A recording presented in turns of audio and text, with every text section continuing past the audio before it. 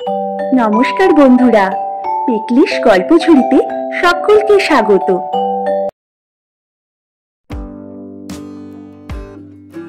এক বিদ্যালয়ের শিক্ষক ছিলেন সুশান্ত বাবু। তিনি তার শিক্ষাদানের অভিনব কৌশল এবং ছাত্রছাত্রীদের প্রতি বন্ধুত্বপূর্ণ আচরণের জন্য ছাত্রছাত্রীদের কাছে খুব জনপ্রিয় ছিলেন। ছাত্রছাত্রীদের পুঁথিগত বিদ্যার বাইরেও নতুন নতুন কৌশলে তাদের জীবনের পাঠ পড়ানোর চেষ্টা করতেন, আর বিদ্যালয়ের ছোট ছোট ছেলে মেয়েগুলির সাথে বন্ধুর মতো মিশতেন।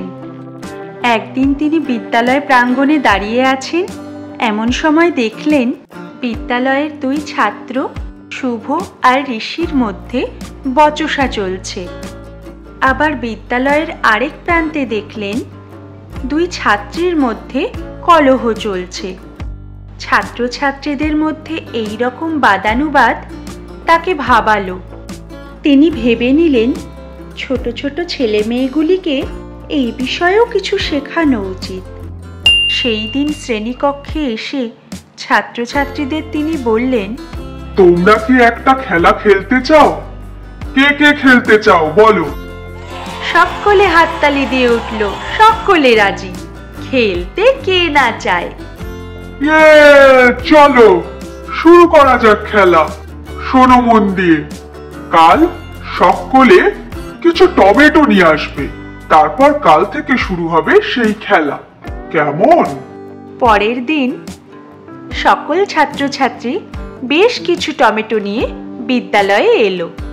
ছাত্রছাত্রীদের উৎসুক চোখ দেখে হেসে একটি টমেটো নিয়ে তিনি বললেন, এবার যার সাথে বা যাদের সাথে তোমার ঝগড়া, যাকে বা যাদের তুমি সহ্য করতে পারো না বা ঘৃণা করো, সেই ব্যক্তি বা ব্যক্তিদের নাম এক একটি টমেটোতে লেখো। একটি টমেটোতে একজনের নাম, এইভাবে লেখো। খুব উৎসাহের সাথে সব ছাত্রছাত্রী টমেটোর গায়ে নাম লেখা শুরু করলো। কেউ কেউ তো মনে খুব ক্ষোভ আর রাগ নিয়ে লিখছিল। কেউ একটা টমেটোই লিখলো, কেউ দুটোই, কেউ বা তিনটে, চারটে, পাঁচটা। এখন ছাত্রছাত্রীদের মনে প্রশ্ন, এবার টমেটোগুলো দিয়ে কি হবে? সুশান্তবাবু বললেন, যে যতগুলো টমেটোর গায়ে নাম লিখেছো সেইগুলো নিজের নিজের কাছে রাখো। এই টমেটোগুলো আগামী এক সপ্তাহের জন্য সব সময় তোমাদের সাথেই রাখবে। ঘুম, খাওয়া, পড়া যাই করো না কেন, সব সময়ই এই টমেটোগুলো যেন তোমাদের সাথেই থাকে। খেলার নিয়ম সব ছাত্রছাত্রী ভালো করে বুঝে নাম লেখা টমেটোগুলো নিয়ে সেই দিন বাড়ি ফিরল। প্রথম দিন তো সবাই খুব উৎসাহ আর আনন্দের সাথে টমেটো নিজের সাথে সাথে রাখলো। এইভাবেই দ্বিতীয় দিন, তৃতীয় দিন কাটতে থাকলো।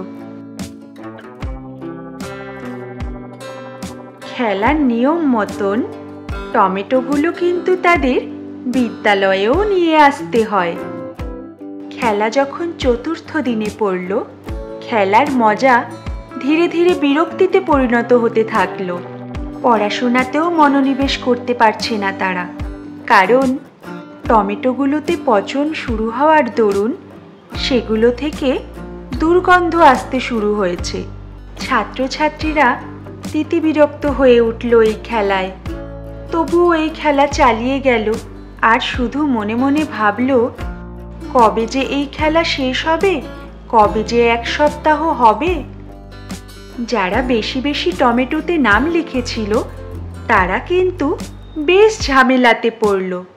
সবসময় বেশ কিছু টমেটোর বোঝা বওয়া ছোট ছোট ছেলে মেয়েদের পক্ষে সুখকর নয়, বেশ কষ্টকরই বটে।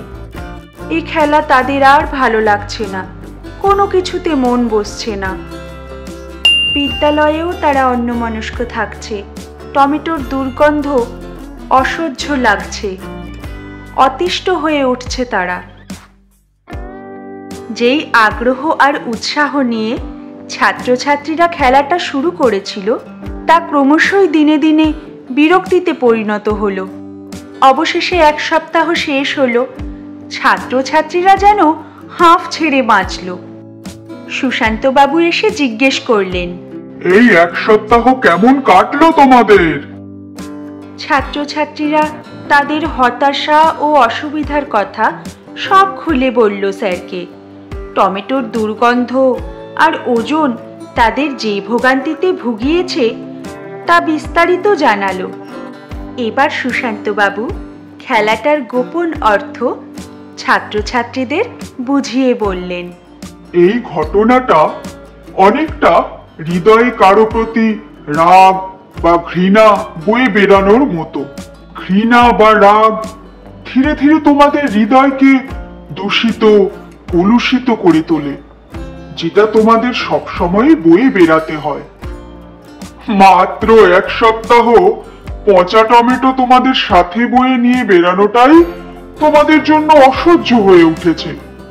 পচা টমেটোর দুর্গন্ধ ওজন অতিষ্ঠ করে তুলেছে। কাউকে যদি তোমরা ঘৃণা করো, অনেকদিন তার প্রতি রাগ পুষে রাখো, তাহলে তোমাদের হৃদয়ের কি অবস্থা হবে কল্পনা করতে পারো? ছাত্রছাত্রীদের এই ব্যাপারটিতে উপলব্ধি করতে দেখে সুশান্তবাবুর মনে হলো টমেটো দিয়ে এই খেলায় জীবনের পাঠ পড়াতে তিনি হয়তো কিছুটা হলেও সফল হলেন। হৃদয় থেকে অন্যের প্রতি ঘৃণা বা রাগ মুছে ফেলো, যাতে সারা জীবন বয়ে নিয়ে বেড়াতে না হয়। ক্ষমা করার গুণ মানুষকে সুখী হতে সাহায্য করে। গল্পগুলো তোমাদের কেমন লাগছে জানিও কিন্তু। ভালো লাগলে লাইক, কমেন্ট, শেয়ার আর অবশ্যই সাবস্ক্রাইব করো।